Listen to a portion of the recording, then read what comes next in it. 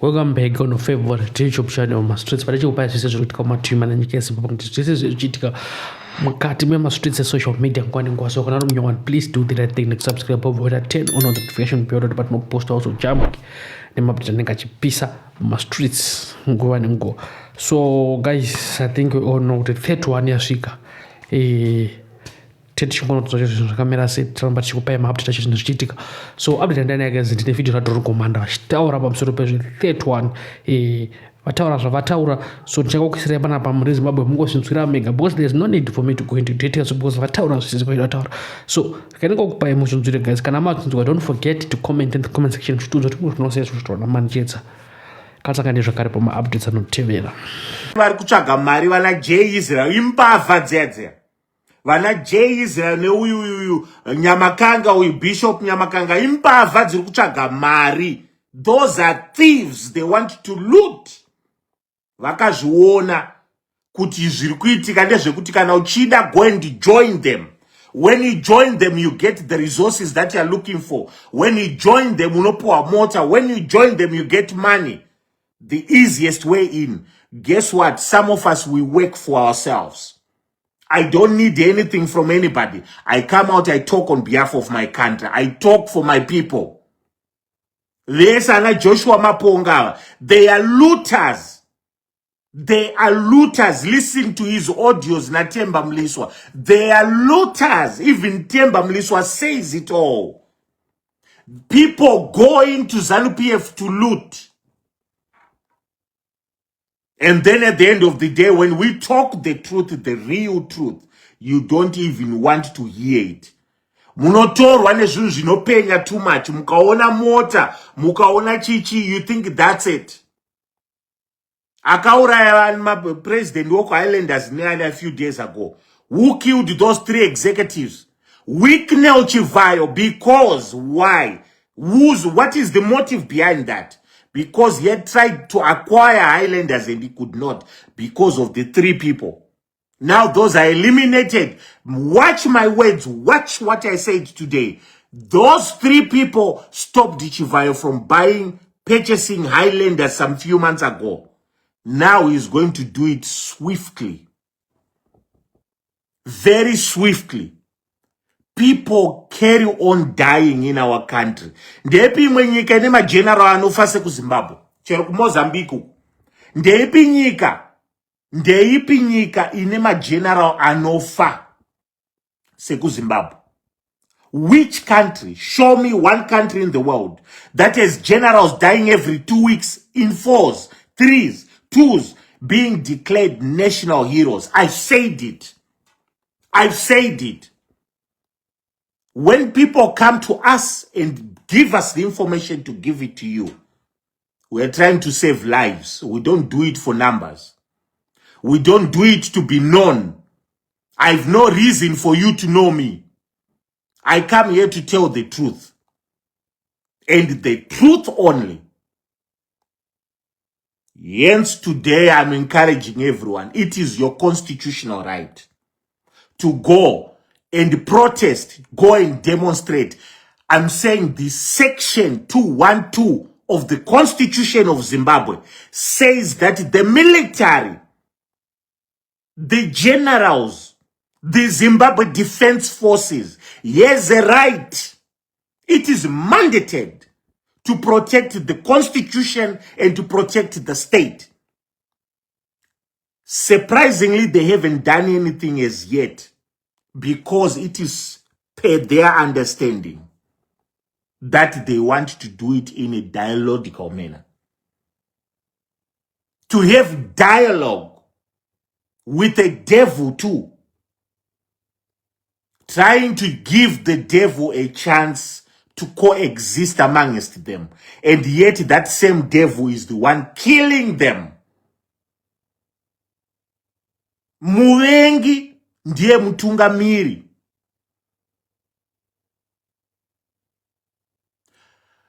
Hakuna umwe munhu ari kuuraya masoja kunze kwa Emerson Dambudzo Mnangagwa. Mark these words. Hakuna umwe munhu ari kueliminate mageneral. Hakuna umwe munhu Ari kueliminate general mu Zimbabwe Defense Forces like Emerson Dambudzo Mnangagwa. What happened to Rex Nongo, Comrade Mjuru?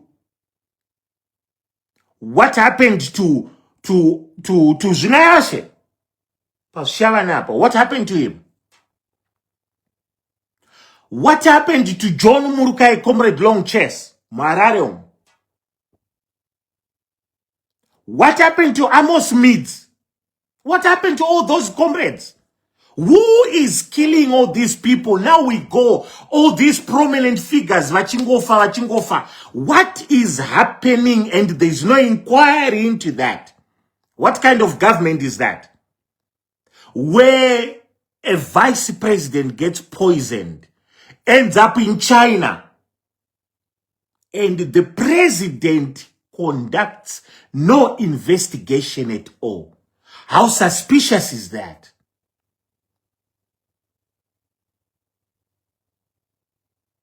How suspicious is that?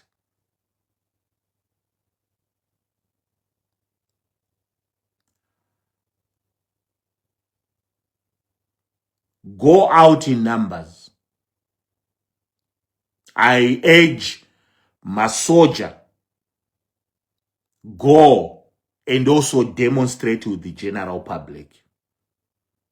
Emerson Dambudzo Mnangagwa is in the biggest panic mode that anyone, no one has ever seen in the history of Zimbabwe.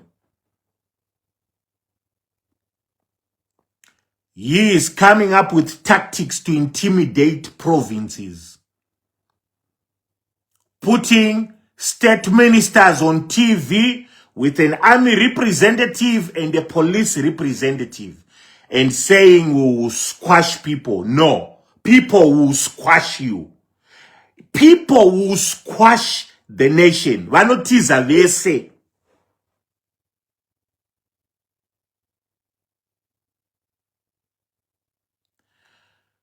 Who is killing the army generals?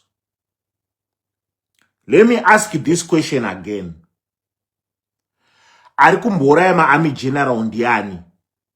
Who is killing these generals? And what is the motive for killing these people? You guys answer me. Maybe nina ndinzwisise, maybe ndine politics dzakawandisa musoro mangu. Who is killing the army, the military generals, and why are they dying? Akapoizena General Chiwenga ndiani? Ndiani akapoizena General Chiwenga? Akaita kuti Mary Chiwenga aite apoizene ofuti ye ndiani? Who poisoned Mary Chiwenga? Budaswera mchibata General Chiwenga vane utsinye, vane chichi. He didn't poison anyone. Who poisoned? The same person who caused the poisoning of General Chiwenga also poisoned Mary Chiwenga. Mary Chiwenga didn't poison herself. She didn't poison herself. Who tried to conceal the evidence to that? Today, Manjets comes out and says it all. Hakuna munhu anorarama zvachose. Kana mabata Emerson Dambudzo Mnangagwa muise mu maximum prison, muchikurubi.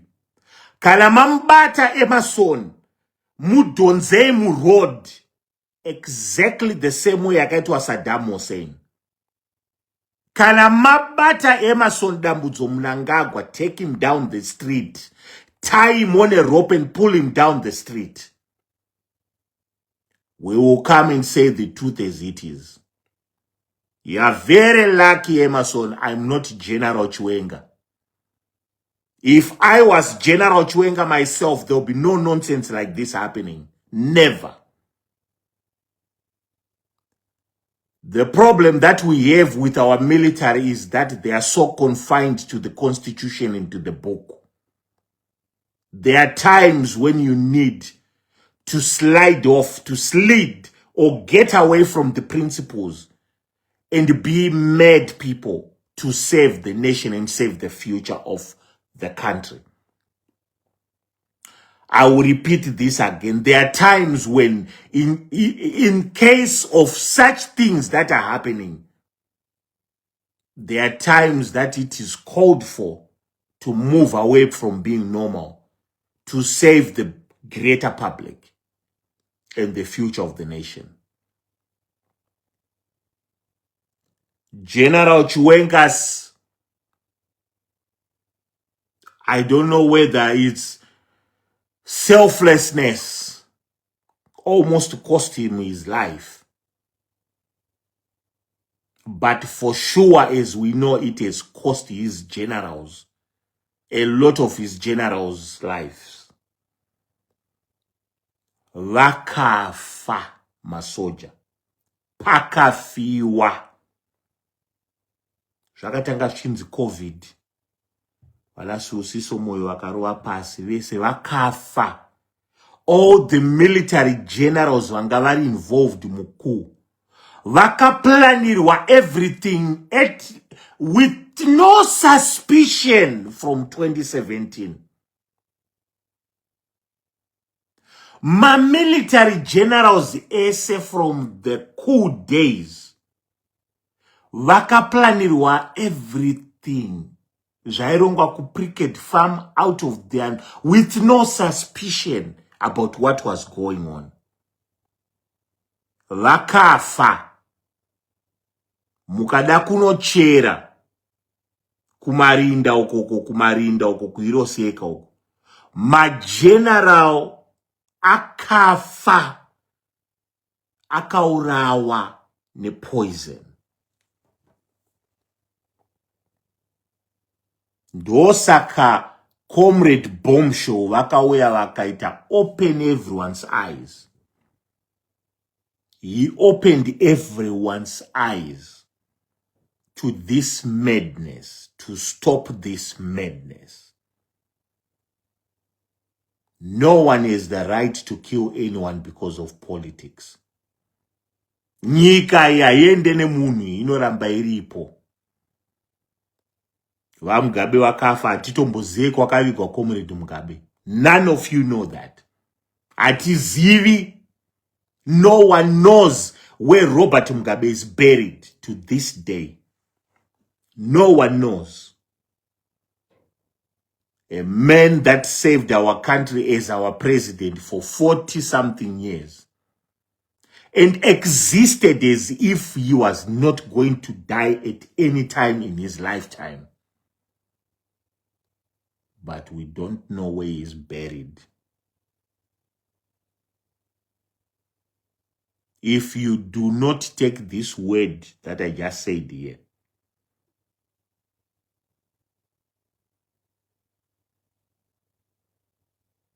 kune vachamanya. There are people that are going to run. Kune vari kuzomanya. Kana nguva yasvika tora Emerson neclub yake na Owen Mudanguve na Themba Mliswa, put them in jail. Put them in the deepest cells of Chikurubi, maximum prison. And make sure they are tied to the concrete day in, day out. With leg irons on their legs. And Zeuti Mwasungira Makaita say, we want them to feel the pain. Basaraman Jeds nderekuya chikutaurira ichokwadi. Bvunzai Emerson anozviziva kuti kwamutare uko kumakomo kune. Ndosaka muchinzwa achiti Manicaland, kuManicaland. KuManicaland hakuna chivanhu. There are 4 alien bases in the world. Zimbabwe happens to be one of the lucky places. KuManicaland. As much as people don't believe it, you better start believing that. So, Zimbabwe aise munhu. Zimbabwe aise munhu. Aise kwa Mnangagwa, aise kwani. Aise munhu. They are watchers of the nation. I just happen to be one of them. They are watchers of the nation. And Emerson, it's about his time now that he will realize what he's doing, that it's going to cost himself, his whole family, and everyone associated to them. Mangwana, ku Zimbabwe, ku Africa, is 31 July 2026. We are going to undo the unlawful change of the law. We are going as a nation to fight. We will fight this demon as a nation, with the world watching. We will fight for our rights. No one changes anything for the benefit of their own family. Zimbabwe belongs to Zimbabweans. Zimbabwe belongs to our nation. It belongs to our children. It belongs to our forefathers. It belongs to our kids to come. Zimbabwe isekwa Mnangagwa, isekwa Tagwirei.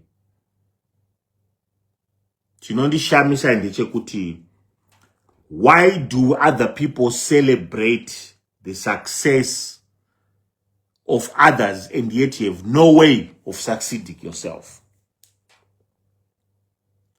Mese munogara muHarare na Wikne Uchivhayo.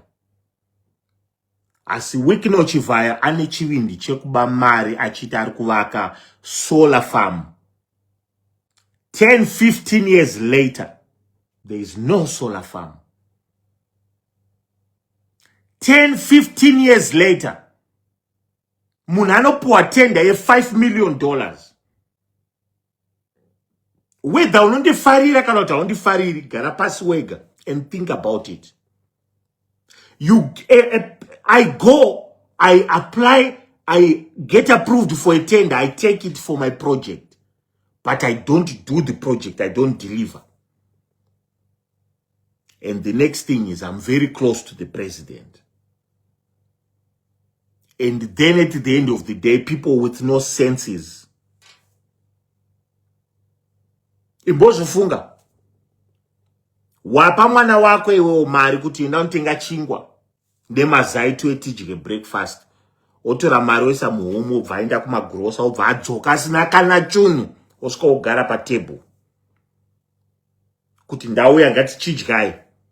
Ko chingwa chawatumwa kunoti ugadzire nezvakati uye nazvo tidye breakfast yacho. Hapana.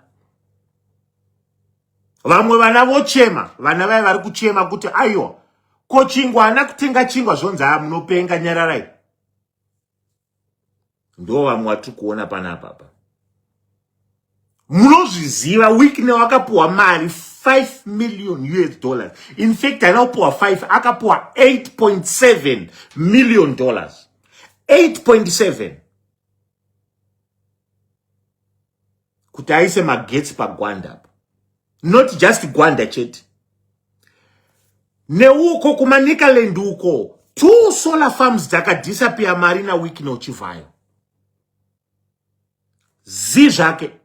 No idea kuti mari yakaendepi, no audit, no nothing. Because ari close kuna president.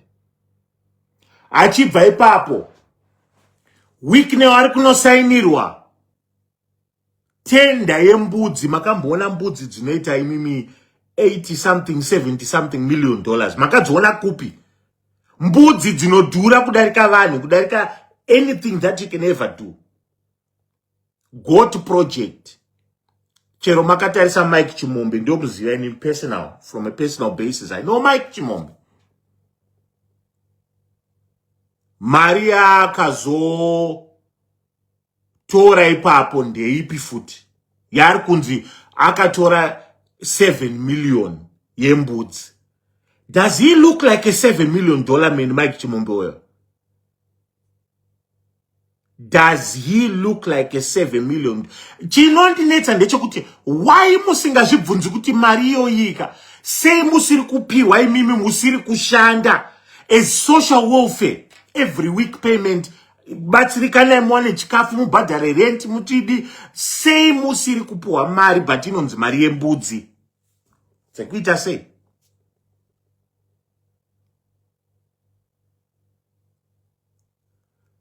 Ndo paunoona kuti tiri vanhu vakakotsira kunyange tikauya tichitaura seizvozvizvo tiri vanhu vakakotsira. Asi nguva yasvika masoja basa ravo nderekuchengetedza constitution. Whether the general public likes it or not, I'll say this. I'm very close to the military myself.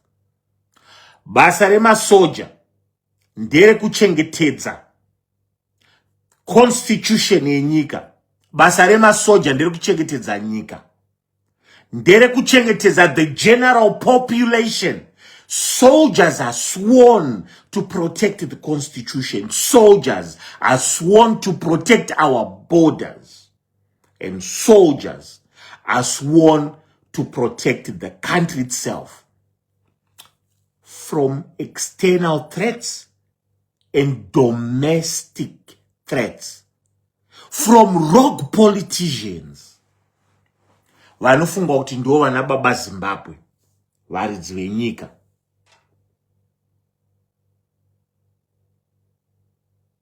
And you ask yourself, how is it possible kunzi Zimbabwe started this Zimbabwe? Why don't you search kuti ndege dzedza ndedzana? Why don't you search kuti company yacho na iri kunzi yazo dididi? Why is Mnangagwa's name popping up on this new Zimbabwe thing? Why is there a tender of $16 billion that has gone to something that Emmerson Dambudzo Mnangagwa shares? And there we go. Because takakotsira. Why are my tenders going to the same people? Because we are stupid motherfuckers. We don't even know how to love ourselves. We don't love ourselves as Zimbabweans. We think that some miracle is going to happen for us. And God is going to come from heaven and deliver a verdict on Emmerson Dambudzo Mnangagwa for us, on behalf of us. Basa remasoja nderekuchengetedza nyika, nekuchengetedza constitution, nekuchengetedza vanhu vanonzi maZimbabwean. That's what the soldiers and the military has been sworn to. There is no part of the constitution that allows the constitution to go backwards to the same position it was during the Ian Smith regime. Ini ndongo yanchukutaura ichokwadi. I will come, I will tell you the truth. You were lied at by Emmerson Dambudzo Mnangagwa. Achibuda achiti ndini ndakanyora constitution. Emmerson never wrote any constitution. The constitution existed from the Smith regime days. There was altering of the existing constitution with agreements, with unity, with everything else, with reconciliation in place. That's why Robert Mugabe was calling for reconciliation in the 80s. I was there. I know what I heard. I was there. I know what I saw. Yet the constitution existed from way back. Emmerson never started the CIO. It was already there. It was already there. Central Intelligence was already there. The first Central Intelligence Department boss was a white man from the Ian Smith regime into 1987. Do not get lied at. I'm the godfather of intelligence. He is nothing, Emerson Dambudzo Mnangagwa. Nothing. Except a crook. A man that's stealing generations and generations of people's lives. How can I turn 50? I'm almost 50. How can I turn 50? Having to know Kuti Robert Mugabe was the president. Emerson was the Minister of Defense and Minister of Justice from 1980. And then he became the Vice President. Sakavana Muskona Kuti Inonzi insanity is walking on the same road every day, every hour, every time, expecting a different result. Can you not see it? In any personal, I think my soldier idano gonna kutungamira nyika yedu with principle. Better. Much better.